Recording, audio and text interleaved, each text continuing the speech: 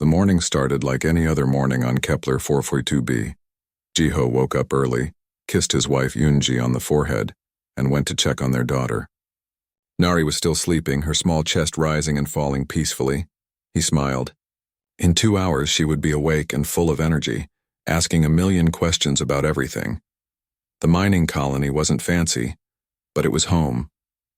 200 families lived here, working hard to extract minerals that Earth needed. The domes protected them from the harsh atmosphere outside. Inside, they had built a real community. There was a school, a medical center, and even a small park where children played. Jiho walked to the kitchen and started making coffee. Through the window, he could see the other domes connected by tunnels. People were already moving around, starting their day. Everything was normal. Everything was safe, or so he thought. Far above the colony, 3 ships dropped out of faster-than-light travel. They were Vrelian warships, long and dark, covered in weapons. Inside the lead ship, Commander Thexnor looked at the screen showing the colony below. His scales were dark green and his eyes were cold. "Target the residential dome," he said. His voice was calm, like he was ordering lunch. One of his officers hesitated. "Commander, there are families down there, children." Thexnor turned his head slowly. "The council gave us orders. This colony has too many people. They were told to stop growing. They didn't listen. Now they learn." The officer said nothing more. He knew better than to argue with Thexnor. Back in the colony, Yunji was helping Nari get dressed for school. The little girl was excited because today they were going to learn about Earth's oceans. She had never seen Earth, but she loved hearing stories about it. "Mama, do you think we can visit Earth someday?" Nari asked. Yunji smiled. "Maybe when you're older. It's a long trip, but yes, we can go. I want to see the whales. Teacher Minseo said they're bigger than our whole house." "They are very big," Yunji agreed. She tied Nari's hair into 2 ponytails. "Now go brush your teeth. You don't want to be late." In the council chambers millions of miles away, Ambassador Minho sat in the human seat. The chamber was huge, with seats for all 17 member species. The aliens around him were discussing trade routes and mining quotas. "Boring stuff, but important," Minho's communicator buzzed. He looked down at it, expecting a message from Earth. Instead, he saw an emergency alert from Kepler 442b. His heart started beating faster. Emergency alerts were rare. Very rare. He stood up. "Excuse me, I need to—" That's when the first missile hit the colony. The explosion was massive. It tore through the top of the residential dome like paper. The protective shield that kept the atmosphere in flickered and died. Alarms started screaming.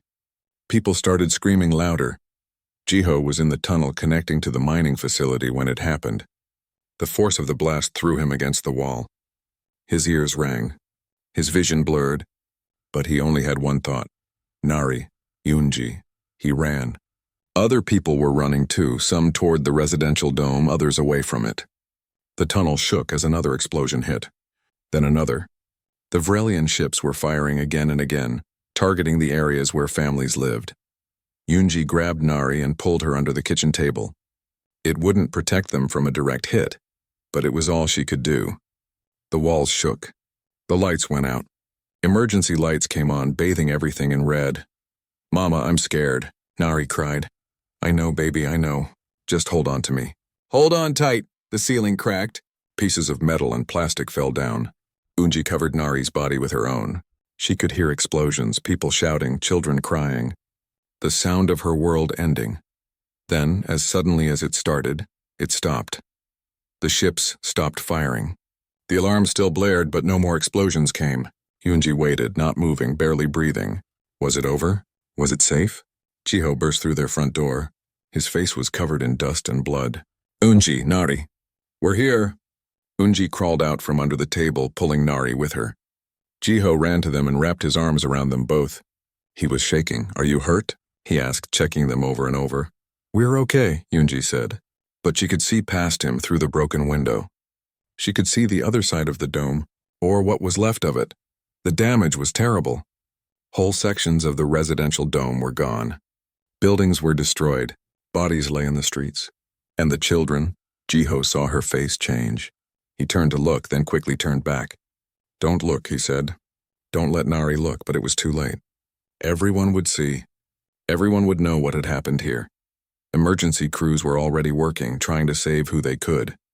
Medical staff ran from person to person. The school had taken a direct hit. Minseo, the teacher Nari loved, was dead. So were 15 children from Nari's class. In total, 23 children died that day. 47 more were injured. Some would never walk again. Some would never see again. All of them would never forget. When the rescue work was done, when the bodies were counted and the wounded were treated, a message came through on the colony's main communication system. It was from Commander Thexnor. This is the consequence of ignoring council regulations. You exceeded your population limits. You refused to comply with restrictions. This action was necessary and proportional. Reduce your numbers to acceptable levels within 30 days or we will return. Then the channel went dead. Jiho stood in what used to be the town square, holding Nari in his arms. She had cried herself to sleep.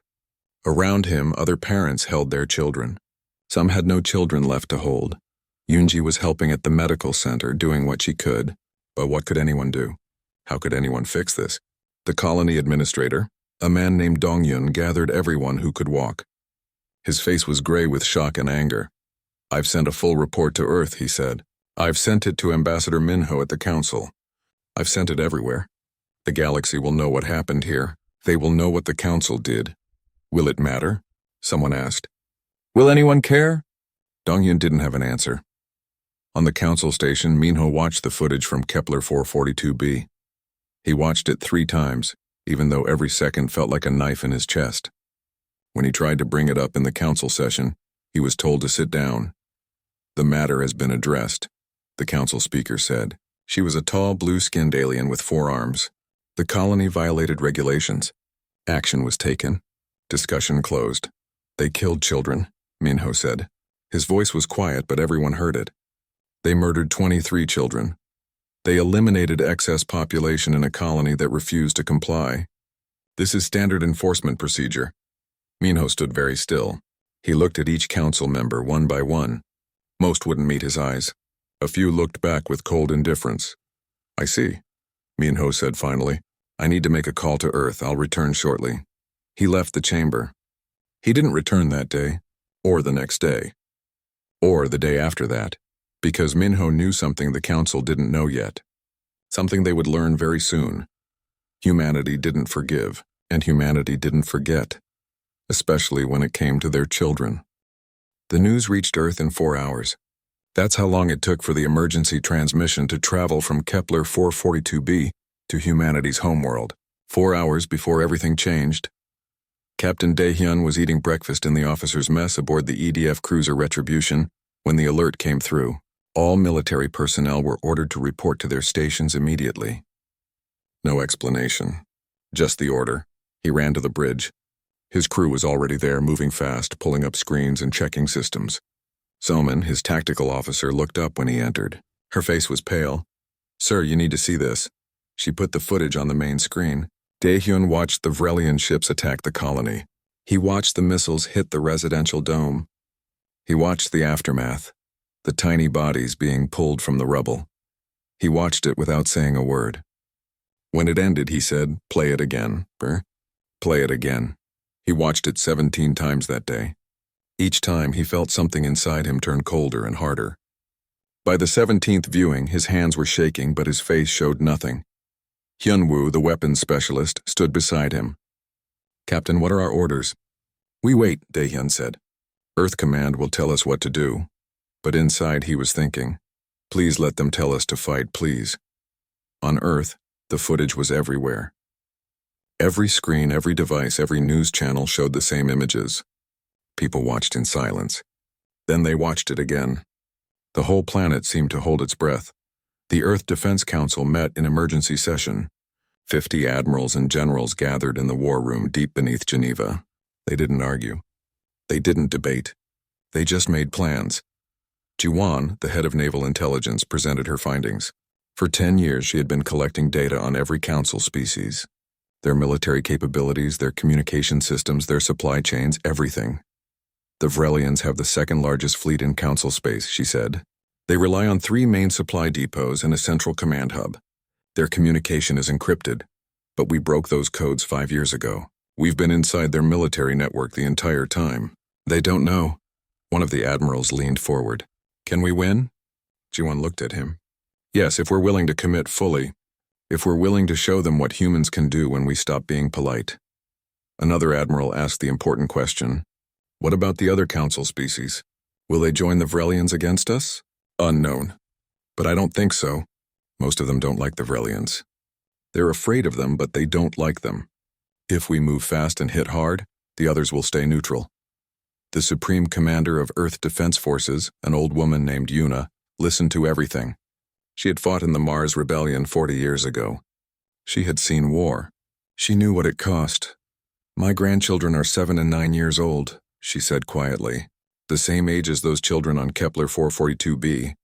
If the Council thinks they can kill our children and we'll accept it, they don't understand humans at all. She looked around the table. We're going to war. Full mobilization. We're going to make the Vrelians regret what they did, and we're going to make the Council understand that some rules are not negotiable. Everyone agreed, not with words, just with nods. For 3 days, humanity said nothing publicly. No statements, no threats, no demands. The silence was complete. The Vrelians thought this meant humanity was afraid. Commander Thexnor gave an interview to a galactic news service. He said humanity had learned an important lesson about following Council rules. He said the attack was regrettable but necessary. He even smiled when he said it. What Thexnor didn't see was what humanity was doing during those 3 days of silence. Every human colony went dark. Communication channels shut down. Defense shields went up. It looked like humanity was hiding, pulling back in fear. They weren't hiding. They were mobilizing. Earth's military had been building ships for decades, not for conquest but for protection. Humanity remembered being alone in the universe, vulnerable. They had promised themselves they would never be vulnerable again. Now those ships moved, hundreds of them all at once heading toward Council space. They moved in complete radio silence. No transmissions, no signals, just dark shapes moving through the void. On the 4th day, Ambassador Minho returned to the Council chambers. The other ambassadors were surprised to see him. They thought he had gone back to Earth in shame. Minho walked calmly to the center of the chamber. He held up a data chip. Before we begin today's session, he said, I would like everyone to watch something. The Council speaker started to object, but Minho was already playing the video. It showed the attack on Kepler 442b from every angle. Footage from security cameras, from personal devices, from the rescue crews. It showed everything in terrible detail. The chamber fell silent. Some of the alien ambassadors looked away. Others watched with expressions that might have been horror, though it was hard to tell with alien faces. When it ended, Minho spoke. His voice was very calm, very quiet. These are their names, he said. Names and photos appeared on the screen. 23 children, 23 faces. Nari's classmate, Junho, who wanted to be a pilot. Hana, who was learning to play the violin. Minsu, who had just learned to read. 23 children who died because the Council decided there were too many people living on that colony. The Vrelian ambassador stood up. This is propaganda. The action was legal under Council regulations. Minho turned to look at him. Then the regulations are wrong. He pulled out a document and held it up. This is Earth's formal withdrawal from the Galactic Council, effective immediately. We will no longer follow your regulations. We will no longer accept your authority. We will no longer pretend that the Council represents anything other than the convenience of the powerful. The chamber erupted in noise, aliens shouting in a dozen languages, the Council speaker trying to restore order. Minho waited for them to quiet down. Then he said 5 more words. We are declaring war, on the Vrelian Empire specifically, for the murder of our children, on any Council species that tries to stop us. This war will end when the people responsible are brought to justice. This war will end when the Council implements real protections for civilians. This war will end when the galaxy understands that humanity will never, ever accept the murder of children as policy. He placed the data chip on the speaker's podium. You have made a mistake, he said. You thought we were weak because we were peaceful. You thought we would accept this because we're new to galactic politics. You were wrong. Then he walked out. Behind him, the Council chamber dissolved into chaos. Some species immediately started calling their homeworlds. Others demanded that humanity be sanctioned, punished, destroyed. A few, very few, said nothing at all. In the war room on Earth, Supreme Commander Yuna received confirmation that Minho had delivered the message. She opened the communication channel to all fleet commanders. This is Yuna. Operation Reckoning is now active. All ships proceed to your targets. Rules of engagement are as follows. No civilian casualties, none, we're not them. Hit military targets only. Show them how war is supposed to be fought. Show them what happens when you make humanity angry. She paused. And bring our children justice. Across Council space, human ships dropped out of faster-than-light travel at 30 different locations. All at once. All perfectly coordinated. The war had begun. Captain Daehyun stood on the bridge of the Retribution, watching the Vrelian supply depot on his screen. It was huge, feeding 3 entire battle fleets. The Vrelians thought it was safe, far from any threat. They were about to learn differently. Soman target their defense grid. Hyunwoo prepare weapons. All stations, battle ready. His crew moved like a machine. They had trained for this. They were ready, sir, Somin said. Vrelian ships are launching. They're moving to intercept. Good, Daehyun said. Let them come. It's time they met humans who aren't trying to be diplomatic. The Retribution's weapons powered up. Around it, 50 more human ships did the same. The battle lasted 20 minutes. When it was over, the Vrelian supply depot was debris. The Vrelian ships were destroyed or running, and the human fleet hadn't lost a single vessel. Daehyun looked at the floating wreckage on his screen. He felt no joy, just cold satisfaction. Next target, he said. The war was only beginning, and humanity was just getting started. The Vrelian High Command couldn't believe what was happening. In 3 weeks, humanity had destroyed 17 military installations, disabled 42 warships, and captured enough supplies to run a small fleet for a year. And they had done it without losing a single ship. It wasn't possible. Humanity was supposed to be weak. They were new to space. They had small ships and limited experience. That's what the Council had always said. The Council had been wrong. General Vextar, the Supreme Commander of Vrelian forces, stared at the battle reports. Every engagement told the same story. Human ships appeared without warning, hit their targets with perfect accuracy, and vanished before Vrelian reinforcements could arrive. It was like fighting ghosts. How are they doing this? He demanded. How do they know where to strike? One of his intelligence officers, a younger Vrelian named Kesnor, spoke carefully. Sir, we believe they've been inside our communication network. For years, possibly. They know our codes, our supply routes, our patrol schedules, everything. Vextar's scales turned dark with anger. And you're just telling me this now? We only discovered it yesterday. They're very good at hiding their presence. The general turned to his tactical display. It showed Vrelian forces across their territory. Once it had been an impressive sight. Now he saw only targets waiting to be hit. If humans knew everything about their operations, then nowhere was safe. Pull all forces back to the home system, he ordered. We defend our core worlds. Let the humans have the outer stations. We consolidate and rebuild. But Captain Daehyun had no intention of attacking Vrelian core worlds, not yet. That's not what this war was about. On the bridge of the Retribution, he sat with his senior officers. Soman had spread out intelligence reports across the table. Hyunwoo was checking weapon systems for the 100th time. Jiwan had joined them via video link from Earth. The Vrelians are pulling back, Jiwan reported. They're scared. They expected us to fight like the Council species do. Big fleets, direct confrontations, lots of posturing. Instead, we hit them where it hurts and disappear. Good, Daehyun said. But that's not enough. We're not just here to destroy their military. We're here to make a point. He pulled up a star map. The Vrelian Council world, Vrel Prime, 3 billion civilians. No military value, heavily defended, but not a legitimate target. Soman frowned. Sir, if we're not attacking it, then why? We're not attacking it. We're going to talk to them. 2 days later, 3 human ships appeared in orbit around Vrel Prime. The Vrelian defense fleet immediately scrambled, ready to fight. But the human ships made no aggressive moves. They just sat there, shields up, weapons powered down. Then they started broadcasting. On every communication channel, every screen, every device on the entire planet. A message began playing. It showed a woman, a human woman with tired eyes and bandages on her arms. Her name was Bora. She had been on Kepler 442b during the attack. She had survived, but her husband and son had not. Bora spoke in a calm, steady voice.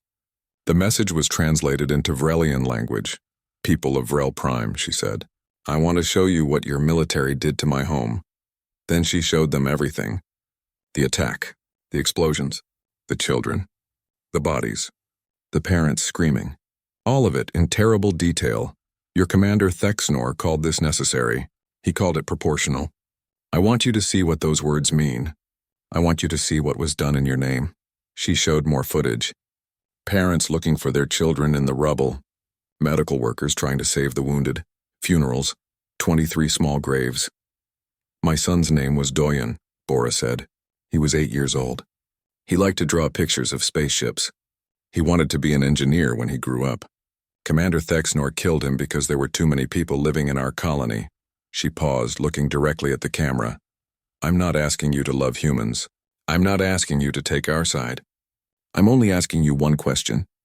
Is this who you want to be? Is this the kind of people you want to be known as? Because this is what the galaxy will remember, not your military victories, not your power, just this. The people who killed children and called it policy. The message ended. On Vrel Prime, 3 billion Vrelians had just watched footage their government had never shown them.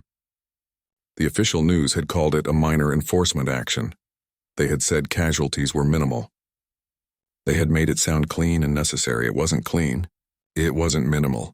And many Vrelians were starting to question if it was necessary at all. Within hours, protests started in the capital city.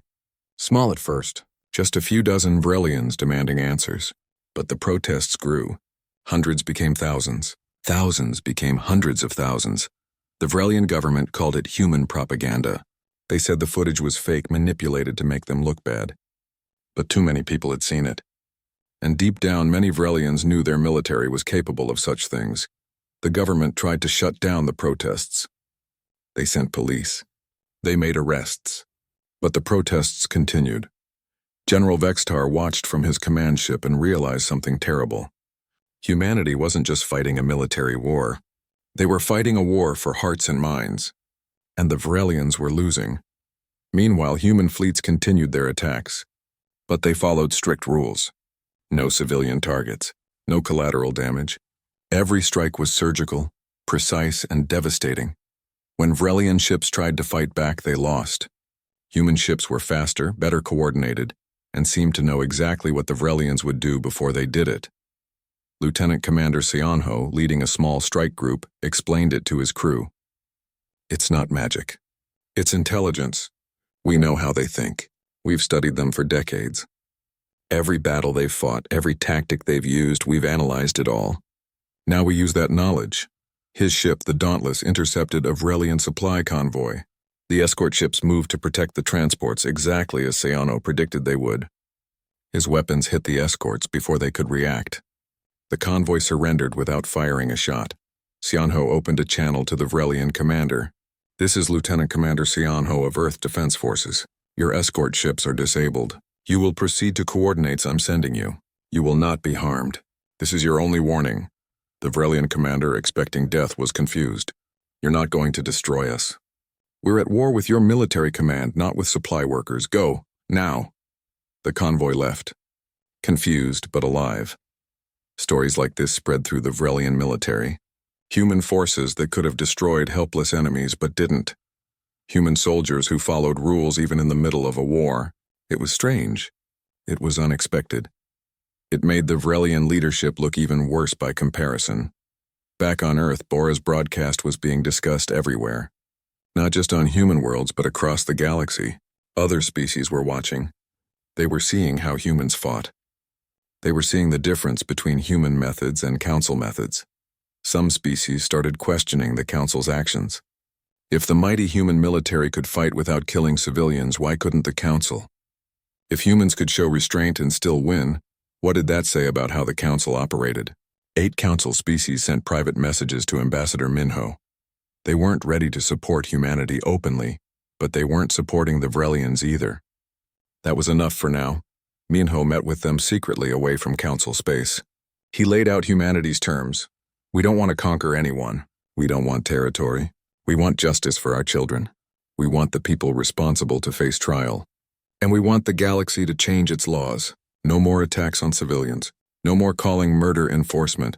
No more treating people like numbers on a spreadsheet. One of the ambassadors, a being made of crystalline structures named Ura, spoke. And if the Council refuses? Then we keep fighting. We dismantle Vrelian military power completely, and we start asking other species if they feel safe under Council protection. Because from where we're standing, the Council doesn't protect anyone, it just maintains order for the powerful. Ura considered this. You're proposing something dangerous. A change to the Galactic Order. The Galactic Order killed 23 children. Yes, we're proposing something different. The meeting ended without agreements but with understanding. Change was coming. The only question was whether it would come peacefully or through more war. Captain Daehyun received new orders from Earth Command. The next phase of the war was beginning. It was time to end this. Set course for the Vrelian home fleet, he told his crew. It's time they understood. They can't win this. They can only choose how they lose. The final battle lasted 6 hours.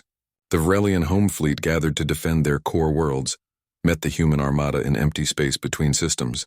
It was supposed to be the Vrelians' last stand. The moment they showed humanity that the old powers of the galaxy couldn't be pushed around.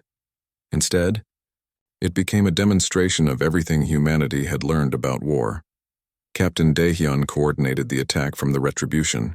Around him, 200 human ships moved like pieces in a chess game, each one knowing exactly where to be and when. The Vrelians had numbers. They had bigger ships. They had more guns, but humans had precision. Salmon called out targets as they appeared. Vrelian flagship is moving to intercept. 3 battle cruisers supporting. Redirect fighter wings Alpha and Beta. Have them disable the cruiser's engines. Delta Wing, target the flagship's communication array. Don't destroy it. Just disable it. Sir, they're trying to jam our signals. Daehyun smiled grimly. Let them try. We're not using their frequencies anyway. The battle unfolded exactly as Earth Command had planned. Human ships darted in, struck critical systems, and withdrew before Vrelian weapons could track them. It wasn't a fair fight. It wasn't supposed to be. On the Vrelian flagship, General Vextar watched his fleet fall apart. Every time he gave an order, the humans seemed to counter it before his ships could move. Every tactical decision he made was the wrong one. It was like fighting someone who could read his mind. Pull back, he finally ordered. All ships retreat to defensive positions. But there was nowhere to retreat to. Human ships had cut off every escape route. Then Daehyun opened a communication channel. His face appeared on every Vrelian ship's main screen. General Vextar, this is Captain Daehyun of Earth Defense Forces. Your fleet is defeated. Your military infrastructure is destroyed. You cannot win this war. I'm offering you terms of surrender. Vextar's pride wanted to refuse. But he looked at his tactical display. 30% of his ships were disabled. Another 40% were damaged. And the human fleet hadn't even taken serious casualties. What terms? He asked bitterly. Immediate ceasefire. All Vrelian military forces stand down. Commander Thexnor and all officers involved in the Kepler 442b attack surrender themselves to human custody for trial. Full disclosure of your military operations for the past 10 years, and reparations to the families of the victims. That's surrender. Yes, Daehyun said simply. That's exactly what it is. Vextar looked around his bridge. His officers stared at their screens, saying nothing. They all knew the truth. They had lost. I need to consult with my government. You have 12 hours. After that, we resume combat operations. The channel closed. On Vrel Prime, the government was in chaos. The protests had grown massive. Half the capital city was filled with Vrelians demanding answers. The military was defeated. The economy was collapsing under the strain of war. And the rest of the galaxy was watching. The Vrelian High Council met an emergency session. They argued for hours. Some wanted to keep fighting. Others wanted to negotiate. A few wanted to execute Thexnor themselves and blame everything on him. Finally, the Prime Counselor spoke. She was old even for a Vrelian, and had led her people for 30 years. We made a mistake, she said quietly. We thought might made right. We thought our power meant we could do anything. We were wrong, she stood up slowly. Send a message to the humans. We accept their terms. All of them. 11 hours later, General Vextar transmitted the official surrender. The war was over. Commander Thexnor was arrested by his own people. They brought him to a neutral station where human forces waited. Thexnor walked off the Vrelian ship with his head held high, trying to maintain his dignity. He saw Captain Daehyun waiting for him. I was following orders, Thexanor said. I did what the council told me to do. Daehyun looked at him with cold eyes. So were the guards at the old death camps on Earth. That didn't make them innocent. Thexanor was taken into custody. He would face trial, but not quickly. Not quietly. Ambassador Minho proposed something unprecedented. A public trial, broadcast across the entire galaxy. Not just a human trial, but a galactic one. Let every species see the evidence. Let everyone judge for themselves. The council refused at first. They said it violated their authority. Minho's response was simple. You lost your authority when you authorized murder. Now you'll watch us create something better. And so the trial began. The courtroom was set up on a neutral station. Prosecutor Taeyang, a former corporate lawyer who had joined the military specifically for this moment, led the case. He was methodical, thorough, and relentless. Every day, footage from the trial was broadcast to every corner of the galaxy. Taeyang presented evidence piece by piece. Communication logs showing Thexanor received orders to minimize casualties, but chose to maximize them instead. Tactical analyses showing he deliberately targeted residential areas. Witness testimony from survivors, Jiho testified. He described finding his neighbor's children in the rubble. He described the sound his daughter made when she woke up screaming from nightmares. He described what it felt like to know his family was targeted simply because they existed. Yoonji testified. She talked about the children who survived with injuries, the ones who would never recover. She talked about how the community tried to heal but couldn't. Because how do you heal from deliberate murder? Bora testified last. She showed pictures of her son Doyen. She read from his journal, the one they found in the rubble. Drawings of spaceships. Stories about adventures in space. The dreams of an 8-year-old boy who would never grow up. Commander Thexanor says he was following orders, Bora said. Maybe that's true. But he also said our deaths were necessary. He said we deserved it for having too many people. He looked at my son and saw a problem to be solved. That's not following orders. That's choosing to see people as things. Thexanor's defense was simple. He had authority from the council. He had legal backing. The colony violated regulations. His actions were within established guidelines. Taeyang's response was devastating. The defendant is correct. The council did authorize this attack. The regulations did allow for force against non-compliant colonies. Everything Commander Thexanor did was legal under council law. He paused, letting that sink in. That's the problem. If the law allows murder of children, then the law is wrong. If the council authorizes atrocities, then the council is wrong. This trial isn't just about one commander. It's about the entire system that made this possible. The trial lasted 3 months. The verdict was guilty on all counts. The sentence was life imprisonment, working to rebuild the very colony he had destroyed. But the real impact was what happened after. 8 species formally withdrew from the Galactic Council. They cited the Kepler 442b attack and the Council's response as their reason. They said they couldn't be part of an organization that valued order over justice. Ambassador Minho met with them immediately. He proposed something new, something better. The Sovereignty Compact, he explained, a coalition based on mutual respect. No species has authority over another. Decisions require consensus, and most importantly, there are absolute protections for civilians. No enforcement actions against populations, no targeting of children, no exceptions. Ambassador Yura, the crystalline being, spoke for the group. And if a species violates these protections, then the rest of us respond together with overwhelming force, just like we did to the Vrelians. The first meeting of the Sovereignty Compact happened a month later. 8 species joined immediately. 3 more applied within weeks. The Galactic Council suddenly found itself competing with an alternative organization, an organization that had teeth. An organization backed by Earth's military. An organization that actually protected its members instead of just ordering them around. The Council tried to dismiss the compact as rebellion. They imposed sanctions. They threatened military action, but no one wanted to fight humanity. Not after what happened to the Vrelians. The sanctions were ignored. The threats were empty. Slowly, the balance of power in the galaxy shifted. On Kepler 442b, reconstruction continued. The colony would never be the same, but it would survive. Jiho worked alongside Vrelian prisoners, including Thexanor himself. The irony wasn't lost on anyone. The commander who ordered the attack now spent his days rebuilding what he destroyed. Nari, now 9 years old, went back to school. A new school in a new dome. She still had nightmares. She probably always would, but she was alive. She was healing.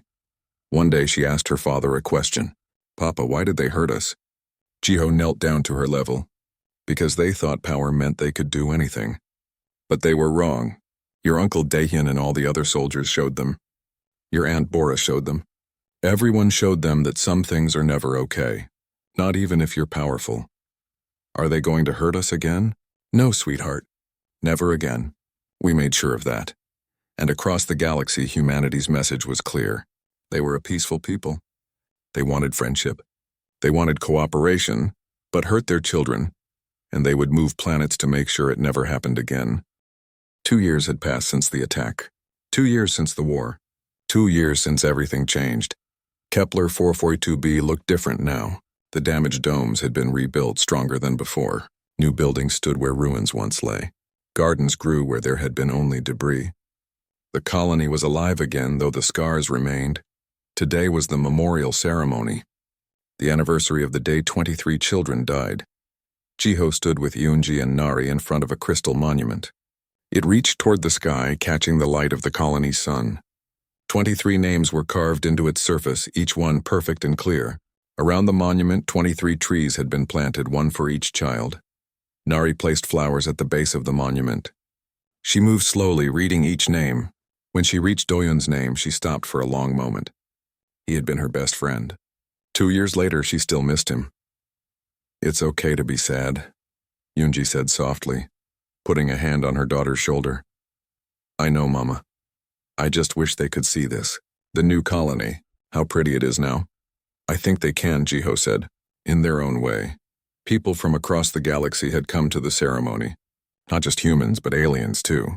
Representatives from the Sovereignty Compact. Even a few from species still in the Galactic Council. They came to remember. They came to witness. Captain Dahyun was there wearing his dress uniform. Soman stood beside him, now a full commander. Hyun-woo had retired from active military service but came anyway. This day mattered to all of them. In the crowd, working quietly with the maintenance crews, was Thexnor. The Vrelian commander wore simple work clothes, not his military uniform. He had spent 2 years rebuilding this colony. He would spend the rest of his life doing the same. When he saw Jiho looking at him, Thexnor looked away. He had learned shame. It had taken 2 years of working beside the people he had hurt, but he had finally learned. Ambassador Minho stepped up to speak. He stood before the monument looking at the names. 2 years ago, the galaxy learned something. He began. It learned that humanity has limits, that there are lines that cannot be crossed, that some things are universal, regardless of laws or regulations or political convenience. He gestured to the monument. These children died because someone decided their lives were worth less than following rules. Because someone thought power meant the freedom to do anything. They were wrong. The crowd listened in silence. Humans and aliens alike, we didn't want war. We wanted our children to be safe. We wanted to explore space, make friends, learn from other species. But when forced to choose between peace and justice, we chose justice, and we would make the same choice again. He paused, looking at the alien representatives. "I'm not telling you this to threaten anyone. I'm telling you this so everyone understands. The old way of doing things is over. The Galactic Council's way, where might made right and regulations mattered more than lives, that's finished." Ambassador Yura stepped forward. The crystalline being's voice chimed like bells.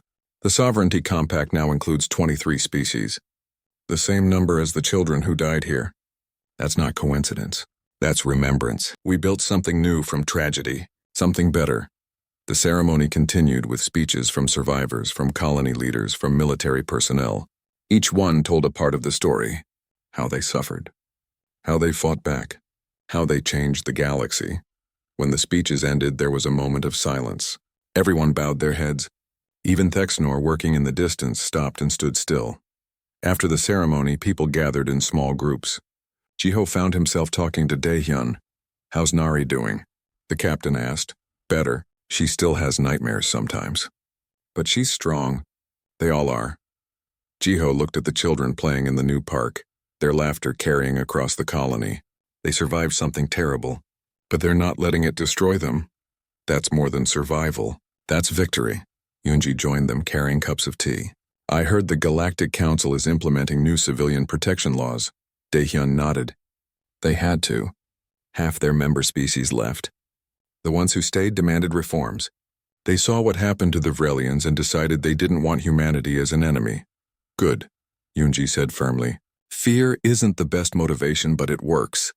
Across the colony in the new university building, a young man named Seojun was preparing for his first day as a teacher. He would be teaching xenobiology, the study of alien life forms. The university was a joint project, bringing together students from 12 different species. Seojun had grown up hearing stories about the attack, about the war, about how humanity changed the galaxy. Now he was part of the next chapter, the part where humanity built instead of fought. His first class had students from 6 species. Humans, yes, but also Vrelians and others. They would learn together, maybe even become friends. That was the hope anyway. On the council station, what remained of the Galactic Council met in session. They had lost half their members. Their authority was challenged. Their reputation was damaged. But they were adapting. The council speaker, the blue-skinned alien with 4 arms, proposed new regulations. Real protections for civilians. Restrictions on military force. Requirements for consensus before any enforcement action. Some council members resisted. They said it weakened the council's power. The speaker's response was simple. The alternative is becoming irrelevant. The Sovereignty Compact is everything we should have been. If we want to survive, we must change. The vote passed. Not unanimously, but it passed. In Earth's military headquarters, Supreme Commander Yuna reviewed reports. The fleet was smaller now. Many ships had been decommissioned. Many soldiers had gone home. They didn't need a war machine anymore. The threat of one was enough, but they stayed ready. They stayed trained. Because the galaxy had learned humanity's lesson, but lessons could be forgotten. And if they were forgotten, humanity would teach them again. Lieutenant Commander Seonho, now commanding his own ship, patrolled the borders of compact space. It was quiet duty. Boring mostly, but necessary. The galaxy was safer than it had been, but not safe. Not yet.